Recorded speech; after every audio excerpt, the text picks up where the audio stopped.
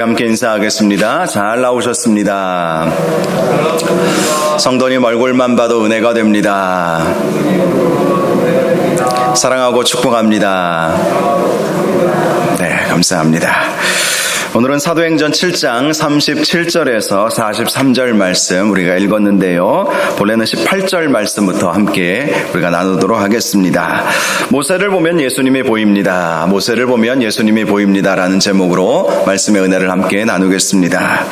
제가 며칠 전에 우연히 EBS 교육방송 있죠. 이 교육방송에서 미국의 듀크 대학교의 심리학 교수님의 강연을 듣게 되었습니다.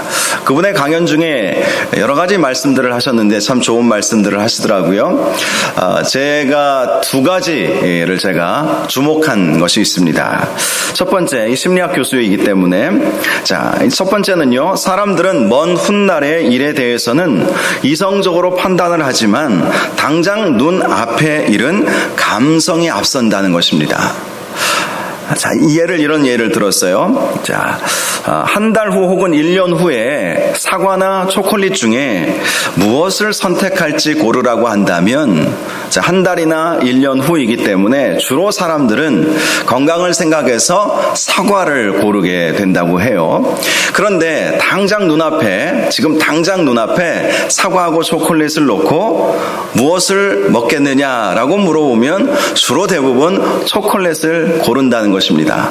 훨씬 더 달고 이 먹음직하고 보암직도 하기 때문에, 물론 이제 미국 사람들 얘기죠. 우리나라 사람들은 사과를 더 먼저 고를지도 모르겠어요. 그런데 제가 미국에서 공부해 보니까 이 달고 짠 것을 굉장히 미국 사람들은 좋아하더라고요. 그래서 이 초콜릿을 굉장히 좋아하던데, 그래요. 먼 훗날에 대해서는 이성적으로 생각을 하는 것이죠. 그래서 건강을 생각해서 나는 사과를 고를 거야, 이렇게 결정을 하지만 지금 당장 눈앞에 무엇을 고를 것인가 라고 했었을 때에는 이성적으로 생각하는 것이 아니라 감성적으로 판단하는 것이 사람들의 심리라는 것입니다. 두 번째는 공짜 효과에 대해서 이 교수님이 말씀을 하시더라고요. 인도에서 있었던 일이라고 합니다. 한 아이스크림 회사에서 아이스크림 자판기를 만들었다고 합니다. 그리고 그 아이스크림 자판기를 홍보하기 위해서 무료로 아이스크림을 나누어 주기 시작했습니다. 그랬더니 사람들이 무료라는 소식을 듣고 줄을 길게 선 것이죠. 그 무료로 주는 그 아이스크림을 자판기 누르기만 하면 자기가 원하는 아이스크림을 먹을 수 있지 않습니까? 그래서 무료라고 하는 그 소식 때문에 줄이 얼마나 길게 늘어섰는지 몰랐다는 것입니다. 그런데 갑자기 천둥 번개가 치더니 비가 내리기 시작한 것입니다. 이 자판기는 야외에 있었거든요. 그랬더니 다들 이제 막 뛰어가더라는 것입니다. 어디로 갔냐면 우산 가게에 가가지고 우산을 다 산 거예요. 갑자기 비가 내렸으니까. 그리고 나서 다시 자판기 앞으로 이렇게 쭉 길게 줄을 서더라는 것입니다. 이 교수님이 하시는 말씀이 그 공짜 아이스크림 실제로 산다 할지라도 몇백 원, 우리도 아이스크림 한 400원 정도면 하나 사잖아요. 그 400원짜리 아이스크림 공짜라는 소식 때문에 그 공짜 그것을 얻어서 이렇게 먹기 위해서 몇천 원짜리 그 우산을 사가지고 그것을 서서 사지 않아도 될 우산을 공짜 400원짜리 때문에 몇천 원짜리 그 우산을 사서 기다리더라라는 것이죠. 이 공짜 앞에서는 사람들이 이성보다는 감성이 앞선다는 것이죠. 이성으로는 당연히 이 아이스크림 그 얼마 되지도 않은 거 사 먹으려고 그 몇천 원 되는 한 10,000원 가까이 되지 않습니까? 우산이 그걸 산다는 것이 이성적으로는 이거 안 되는 일이잖아요. 그런데 그렇게 이성적으로 사람들이 생각하지 않고 공짜라면 이성이고 뭐고 다 없어진다는 것이죠. 감성이 앞서게 된다는 것입니다. 제가 이 교수님의 강의를 듣고 나서 우리 신앙생활에 있어서도 많은 생각을 하게 되었습니다. 우리 신앙생활에 있어서 앞을 내다보는 그런 삶을 우리가 살아야 한다는 것이죠. 비전과 목표가 뚜렷하지 않으면 항상 우리 앞에 당장 놓여진 현실 앞에서 감성에 앞서서 우리가 정말 해야 될 일들을 놓칠 때가 많이 있다는 것이죠. 우리가 비전과 목표가 뚜렷하지 않으면 항상 이런 일들이 있을 수 있다는 것입니다. 감성에 앞서서 또 공짜라는 것 때문에 정말 중요한 것을 놓쳐버릴 수도 있다는 것이죠. 지난 금요일에 말씀을 드렸지만 중세시대의 한 수도원에서 많은 수도사들이 그 수도원에서 수련을 받다가 떠나가 버렸다고 합니다. 그래서 한 수도사가 수도원 원장에게 왜 사람들이 저렇게 떠나가는데 가만히 내버려 두십니까? 그렇게 물어보았다는 거예요. 그때 이 수도원 원장이 이런 비유의 이야기를 해주었습니다. 사냥꾼이 토끼를 잡기 위해서 사냥개들을 풀어놓았다는 거예요. 그런데 어떤 한 사냥개가 토끼 한 마리를 발견하게 되었습니다. 그래서 그 사냥개는 엉엉 이게 짖고 막 쏜살같이 뛰어가지 않습니까? 짖고 뛰어가는 거예요. 이 토끼를 보지 못한 다른 사냥개들은 그 앞서서 뛰어가는 그 사냥개를 보면서 자기들도 짖으면서 뛰어간다는 것이죠. 같이 뛰어가는 것입니다. 그런데 분명한 목표를 발견하고 그 목표를 향해서 뛰어가는 그 사냥개는 아무리 비탈길이 높고 아무리 장애물이 많고 아무리 숨이 차도 쫓아가게 되어 있다는 거예요. 그런데 분명한 목표를 보지 못한 그러한 사냥개들은 힘들고 어렵고 지치면 그냥 돌아와 버린다는 것입니다. 무엇의 차이겠습니까? 목표와 비전, 목적, 이것이 분명할 때 포기하지 않게 된다는 것이죠. 여러 가지 상황에 따라서 포기하지 않게 된다는 것입니다. 우리를 힘들게 하는 상황이 온다 할지라도 포기하지 않는 믿음은 뚜렷한 비전과 목표를 가지고 나아갈 때 오게 된다는 말씀인 것이죠. 여러분, 우리의 신앙생활에 있어서도 흔들리지 않은 사명과 비전이 필요한 것입니다. 세들백교회 리고렘 목사님이라고 하는 분이 목적이 이끄는 삶이라고 하는 한 30년 정도 된 책인 것 같아요. 지금도 베스트셀러로 많이 팔리고 있는 책이죠. 목적이 이끄는 삶이라는 책으로 아주 일약 스타가 되셨죠. 여러분, 분명한 목적이 우리에게 있어야 하는 것입니다. 우리의 신앙생활은 예수 그리스도를 바라보고 예수님을 위해서 살아가며 하나님의 말씀을 선포하고 주님의 몸된 교회를 아름답게 섬기며 하나님께 영광 올려드리는 그러한 분명한 목적의식, 목표를 가지고 신앙생활을 해야 한다는 것이죠. 그래야 어떤 환난이 와도 심지어 죽음에 이르게 될 위협의 순간이 온다 할지라도 결코 그 분명한 목적, 우리의 중심 되신 예수 그리스도 그분을 포기하지 않고 끝까지 주님께 영광 올려드리게 된다는 것입니다. 오늘 본문에 등장하고 있는 사도 스데반이 그런 것이죠. 그는 사도가 아니었음에도 불구하고 일반 평신도로 집사로 세움을 받은 분 아니겠습니까? 그런데 그에게는 분명한 목적이 있었어요. 예수 그리스도를 증거해야 되겠다. 예수 그리스도를 닮아야 되겠다. 주님을 위해 살아야 되겠다. 이런 분명한 목적, 그 꿈이 있었기 때문에 지금 사내들인 공회에 붙잡혀서 죽을지 모르는 상황 속에서도 예수 그리스도를 선포하고 있는 것입니다. 오늘 말씀을 보면 지난주에 이어서 스데반의 두 번째 설교 내용을 살펴보려고 하는데요. 지난주는 아브라함에 대해서 말씀을 살펴보았습니다. 오늘은 모세에 대한 말씀을 살펴보고자 합니다. 스데반이 이렇게 모세에 대해 말씀을 전한 것은 이 모세를 통해서 예수님을 증거하기 위해서였던 것이죠. 스데반의 설교를 보면 예수님의 이름은 구체적으로 나와 있지 않습니다. 그런데 이 설교의 내용을 듣는 사람들은 지금 저 스데반이 누구를 증거하려고 하는지 다 알고 있었던 것입니다. 다 알고 있었기에 넌지시 예수 그리스도를 지금 증거하고 있었던 것입니다. 지난주에 살펴본 것처럼 지금 이 설교는 사내들인 공회에서 행한 설교였죠. 스데반을 모함하고 거짓말로 고소했던 거짓 증인들과 또 스데반을 재판하려고 했던 그 공회의 회원들, 대제사장을 비롯한 바리새인들과 서기관들 앞에서 지금 스데반은 설교를 행하고 있는 것입니다. 당시 스데반이 당한 고소는 그 제목은 스데반이 모세를 거부했다, 또 성전을 모독했다, 이 두 가지 죄목이었어요. 모세를 거부했다. 모세를 거부했다는 것은 모세의 율법을 거부했다는 것이죠. 또 성전을 거부했다, 모독했다. 이것은 이 이스라엘 백성이 성전을 중심으로 살고 있었기 때문에 그것은 심각한 도전이고 위협이었던 것이죠. 자, 2주 전인가 제가 말씀을 드렸죠. 성전은 종교의 중심 역할을 했을 뿐만 아니라 경제의 중심 역할을 했어요. 모든 일들이, 모든 돈들이 성전을 중심으로 다 이렇게 융통이 되었고 이렇게 교류가 되었던 것이죠.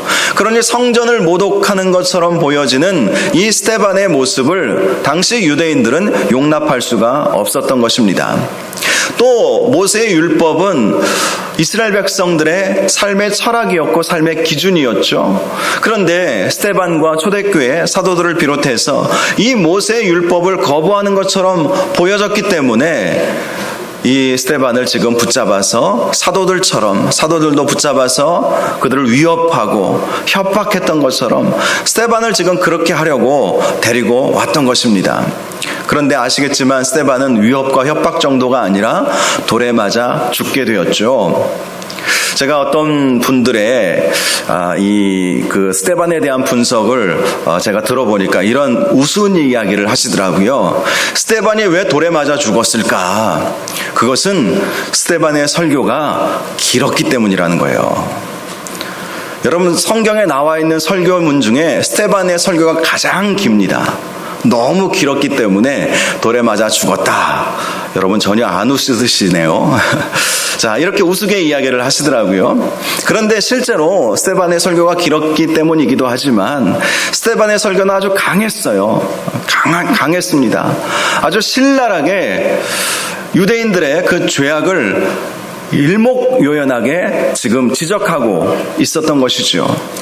그러니 이스라엘 백성들이 그 설교를 듣고 가만히 있을 수가 없었던 거예요. 원래는 다른 사도들처럼 협박하고 겁박하고 위협하고 그냥 그 정도로 끝내려고 다들 계획을 세웠겠죠.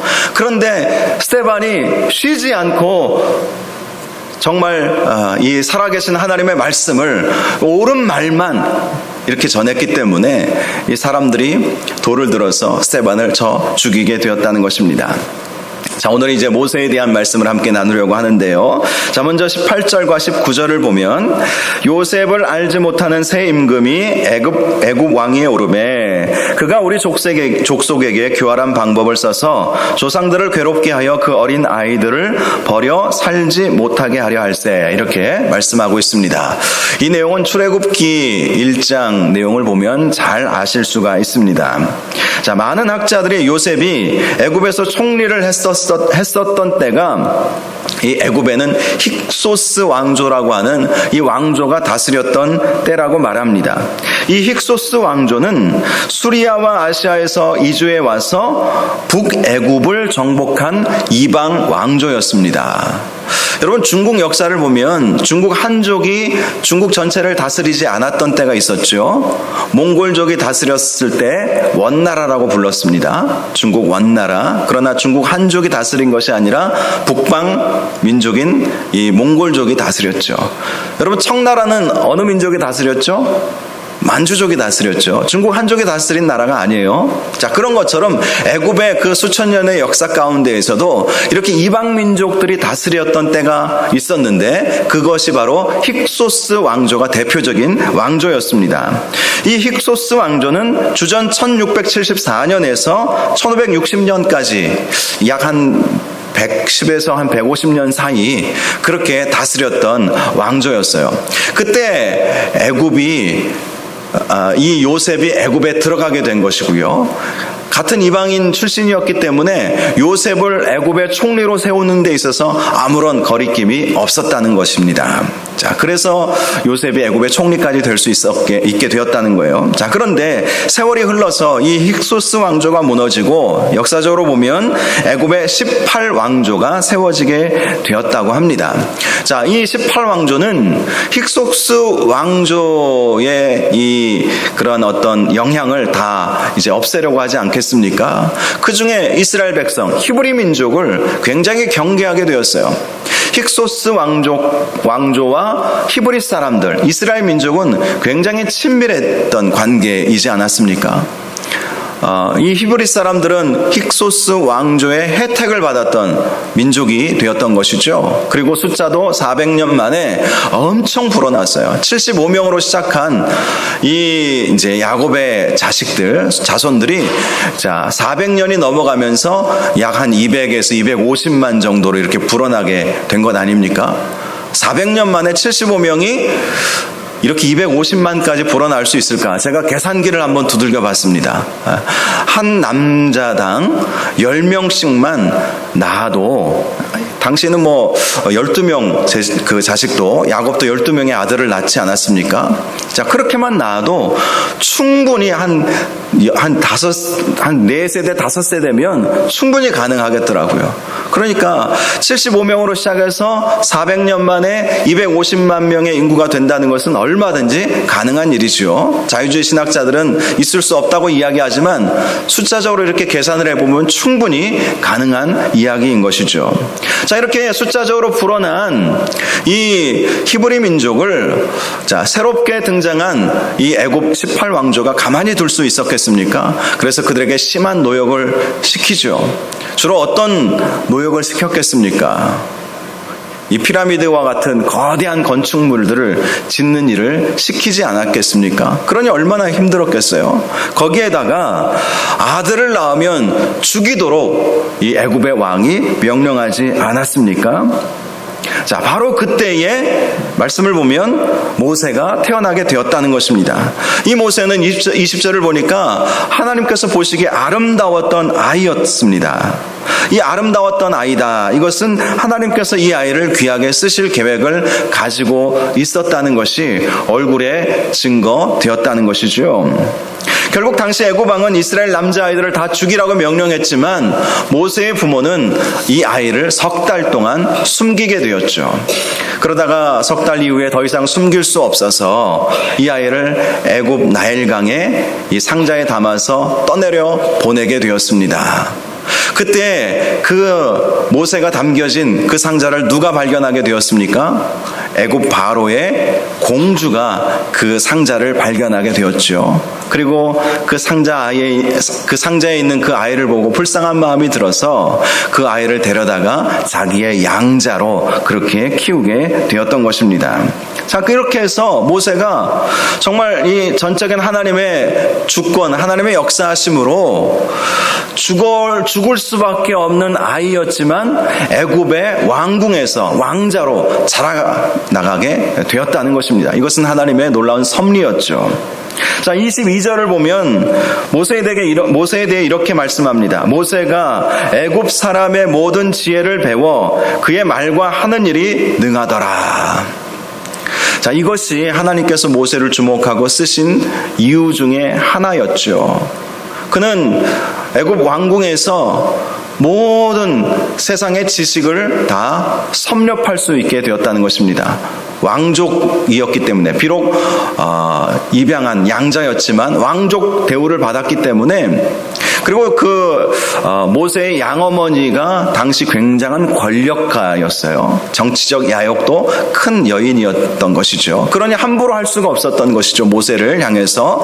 그래서 모세가 모든 지식을 다 배웁니다. 애굽 사람의 모든 지혜를 배워 그래서 그의 말과 그가 하는 모든 일들이 능하게 되었다, 이렇게 말씀합니다. 1세기 유대학자 필로라고 하는 분이 계신데요, 이분이 모세에 대해서 이렇게 말씀을 했습니다. 모세는 음악, 기하학, 수학, 과학, 예술 등 다방면에서 뛰어난 인물이었다, 이렇게 평가하고 있습니다. 그만큼 모세는 당대 최고의 문명을 자랑하던 애굽의 모든 지식을 다 배울 수 있었고, 또 한편으로는 그의 어머니가 그의 유모가 되죠. 그것도 하나님의 은혜로 된 것 아닙니까? 그래서 히브리인으로서 하나님을 경외하는 믿음도 가지고 있었다는 것입니다. 지성과 영성을 겸비한 사람이 모세였다는 거예요. 그런데 그의 나이 40세가 되었을 때에 그를 절망에 빠뜨린 사건이 하나 있었죠. 그는 나이가 들어감에 따라서 억압받고 있는 자기 민족을 위해서 무엇인가 해야 되지 않겠는가, 이런 생각을 하게 되었던 것입니다. 그러다가 24절을 보니까 한 사람이 원통한 일 당함을 보고 보호하여 압제받는 자를 위하여 원수를 갚아 애굽 사람을 쳐 죽이니라. 자, 여기서 말하는 한 사람은 같은 동족인 히브리 사람을 말하는 것입니다. 자기 동족이 애굽 사람에게 원통한 일을 당했던 것입니다. 얻어맞자 죽을 뻔한 것이죠. 그래서 화가 치밀어 올랐던 거예요. 그래서 그 애굽 사람을 몰래 쳐 죽이는 사건이 있었던 것입니다. 그런데 이 일이 발각이 되어버렸던 것이죠. 모세는 남몰래 이 일을 했다고 생각했습니다. 그런데 이 일이 알려진 것은요, 믿었던 자기 동족에 의해서 소문이 다 나버린 거예요. 자기 동족에 의해서, 히브리 사람들에 의해서, 야, 모세가 애굽 사람을 죽였다, 그것이 다 알려져서 애굽 왕궁에까지 그 소식이 들려지게 되었던 것입니다. 결국 모세는요, 미디안 광야로 도망갈 수밖에 없었어요. 이런 생각을 해볼 수 있습니다. 아니, 왕족이 일반 서민 한 사람 실수로 죽였다고 해서 이렇게 도망갈 일인가? 그런데 당시에 역사적 정황을 보면 도망갈 수밖에 없는 상황이었습니다. 왜냐하면 당시에는 권력 쟁탈전이 아주 극심한 때였다고 합니다. 지금 현 왕이 모세를 은근히 경계하고 있었다는 것이죠. 그 모세의 양어머니인 이 공주가 굉장한 권력을 가지고 있었기 때문에 현 왕이 그 양어머니와 함께 모세를 견제할 수밖에 없었다는 그런 상황이었다는 것입니다. 그런데 모세가 실수로 사람을 죽였다는 소식을 듣고 현 왕이 이 모세를 제거할 수 있는 절호의 기회다, 이렇게 생각을 한 것이죠. 그래서 모세는 어쩔 수 없이 미디안 광야로 도망가서 정말 40년간 그곳에서 쓸쓸하게 살아갈 수밖에 없었다는 것이죠. 그렇게 40년이 지난 이후에 어느 날 30절 이하의 말씀을 보면 모세가 떨기나무 불꽃 가운데 나타나신 하나님을 만나게 되죠. 하나님은 모세에게 말씀하십니다. 33절을 보면 주께서 이르시되 내 발에 신을 벗으라, 내가 서 있는 곳은 거룩한 땅이니라. 이 말씀을 듣게 됩니다. 신을 벗으라, 이것은요, 너는 나의 종이 되어라, 이런 말씀입니다. 당시 종은요, 신발을 신고 살 수 없었습니다. 그래서 신을 벗으라 라는 것은 너는 나의 종이 되어야 한다, 그렇게 말씀을 하신 것이죠. 그리고 또 말씀하십니다. 34절을 보면 내 백성이 애굽에서 괴로움 받음을 내가 확실히 보고 그 탄식하는 소리를 듣고 그들을 구원하려고 내려왔노니 이제 내가 너를 애굽으로 보내리라 하시니라. 자, 40년간 미디안 광야에서 도망자 신세로 살았던 이 모세를 하나님께서 부르시는 것입니다. 지금 애굽에서는 이스라엘 백성의 그 고통이 아주 극심했기 때문에 하나님께서 그것을 보시고 내가 내려왔다는 것이죠. 그리고 내가 너를 택해서 이스라엘 백성을 애굽의 그 압제로부터 해방시키도록 내가 너를 보내겠다, 이렇게 말씀을 하신 것입니다. 본문에는 나와 있지 않지만 출애굽기 말씀을 보면 이때 모세는 하나님의 명령을 거부하죠. 자신은 아무런 힘도 능력도 없다는 것입니다. 실제로 40여 년 전에 자기가 힘이 있었을 때 억압받던 자기 민족을 위해서 무엇인가 해보려고 했다가 실패하지 않았습니까? 오히려 자기 동족들에게 버림받지 않았습니까? 애굽 왕이 자기를 죽이려고 시퍼렇게 두 눈 뜨고 있지 않았습니까? 그런데 어떻게 애굽으로 갈 수 있겠습니까? 자신감도 다 잃어버렸는데요. 출애굽기 말씀을 보니까 미디안 광야 40년 생활 동안에 자기 재산도 없었어요. 자기 장모의 양을, 장인의 양을 치고 있더라, 이렇게 말씀하고 있거든요. 자기 재산도 하나도 없습니다.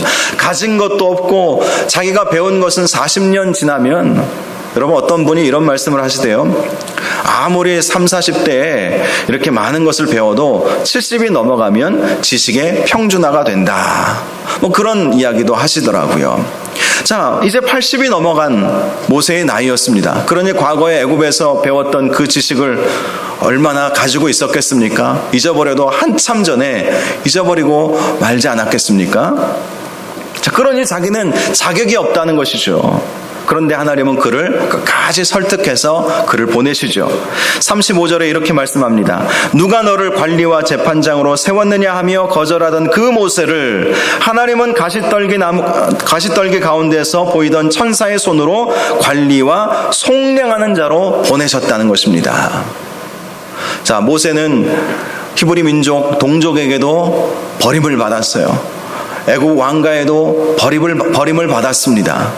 그러나 하나님께서 그를 관리하는 자와 속량하는 자로 보내시겠다는 것입니다.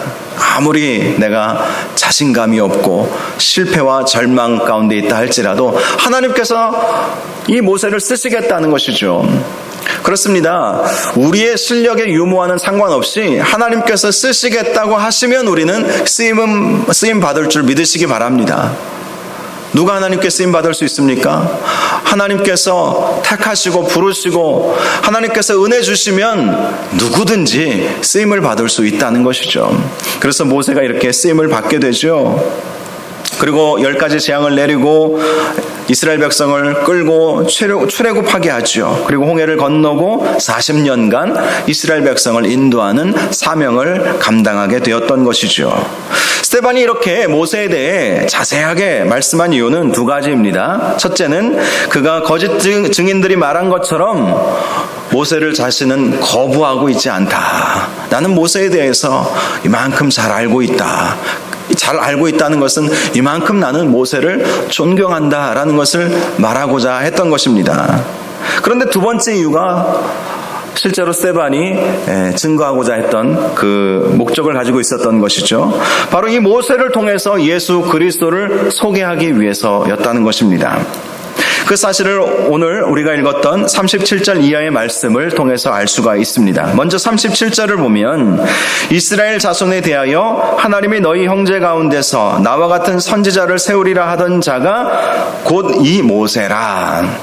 자, 이 말씀은요, 신명기 18장 15절에 보면 모세가 직접 했던 말씀입니다. 내 하나님 여호와께서 너희 가운데 내 형제 중에서 너를 위하여 나와 같은 선지자 하나를 일으키시리니 너희는 그의 말을 들을지니라. 나와 같은 선지자 하나.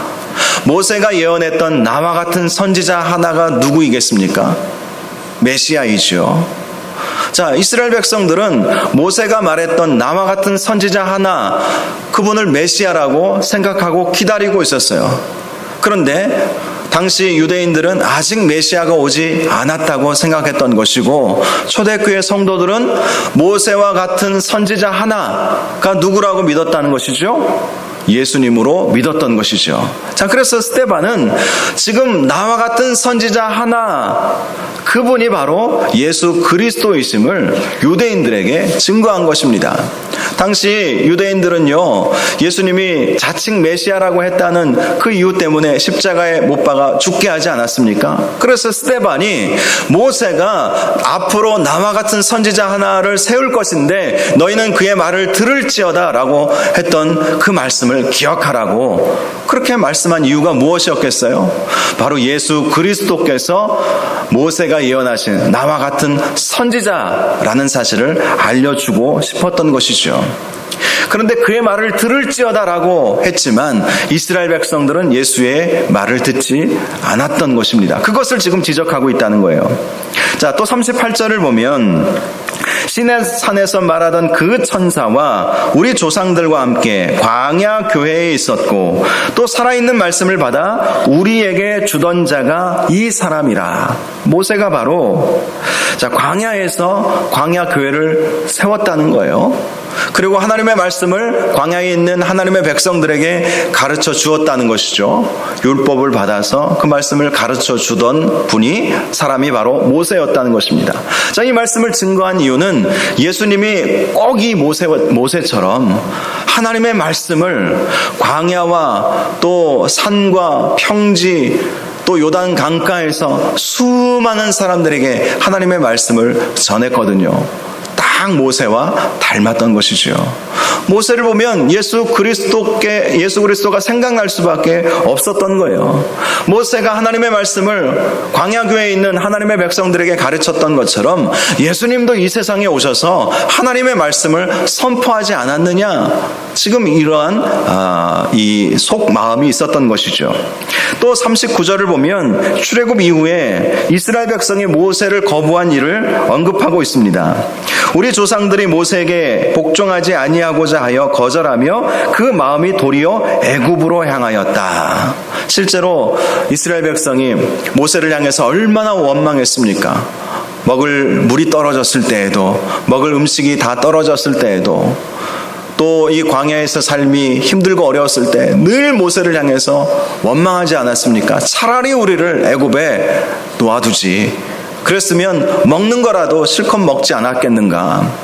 그러나 실제로 이스라엘 백성이 애굽에서 먹는 문제에 그렇게 실컷 먹고 살지 않았습니다. 오히려 더 힘든 노역에, 그것 때문에 그들은 힘들어 했었던 것이죠. 그런데 과거를 회상하면서 모세를 원망했던 것이죠. 자, 이 말씀을 왜 했겠어요? 지금 나와 같은 선지자 하나라고 모세가 증거했던 그 예수님을 향해서 이스라엘 백성이 모세를 원망했던 것처럼 원망하고 배반하고 모세의 말에 순종하지 않았다는 사실을 강조하고 있는 거예요.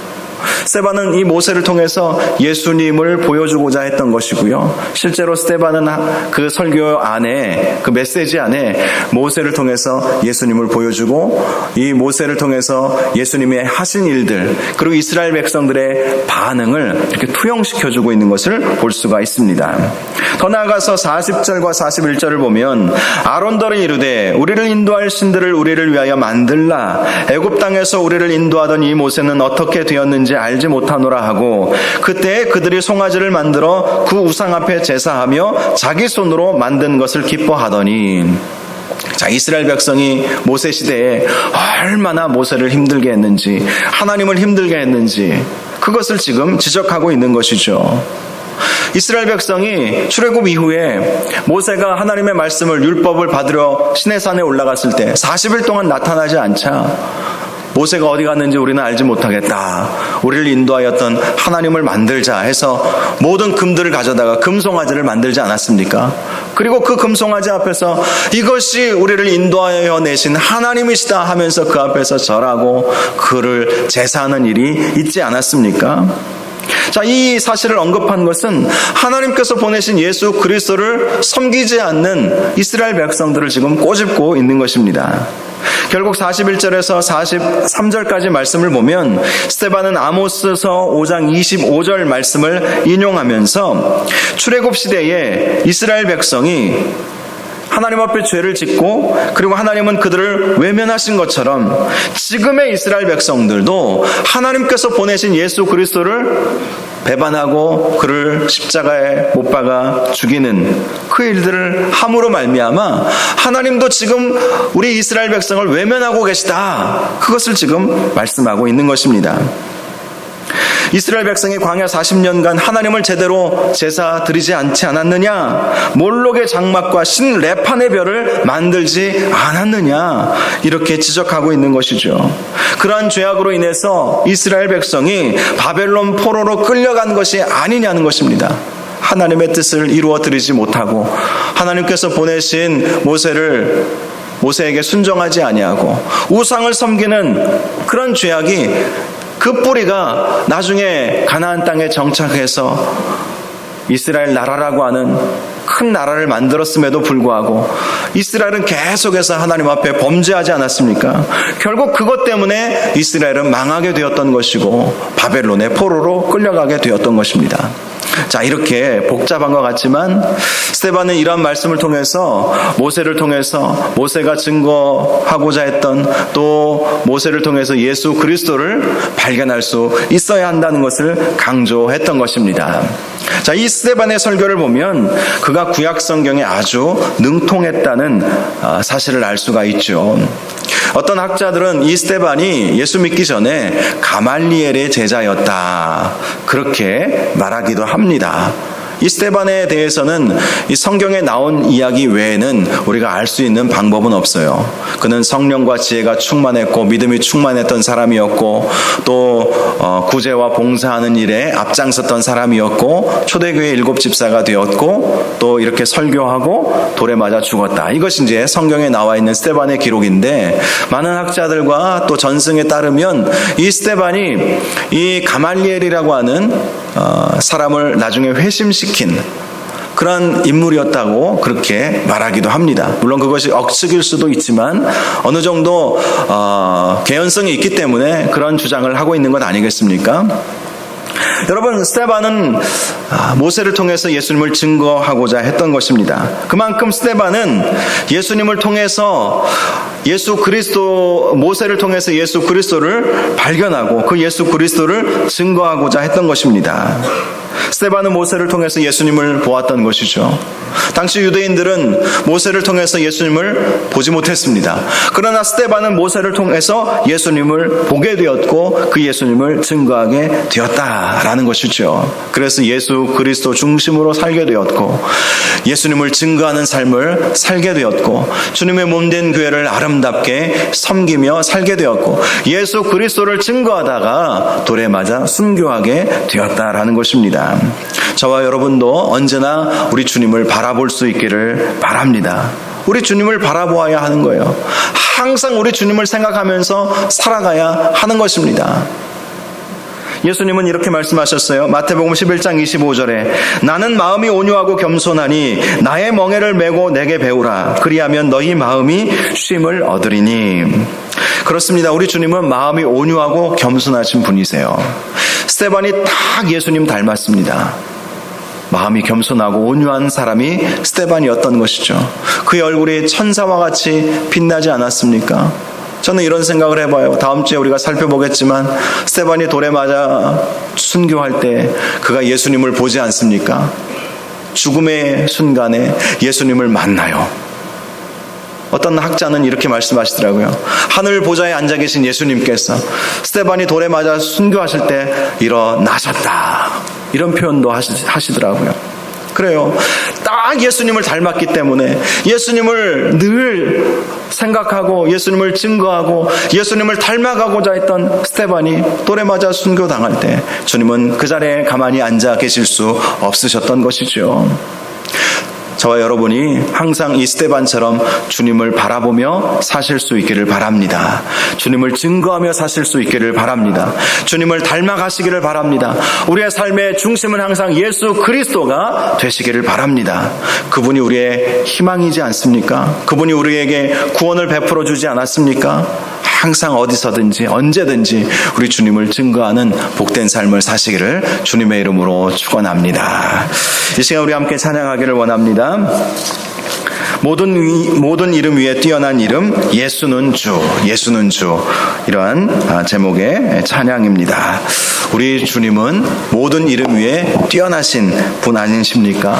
그 예수님을 날마다 바라보고 그 주님을 찬양하며 그 주님을 위해서 살아가기를 원하는 마음으로 함께 찬양하겠습니다.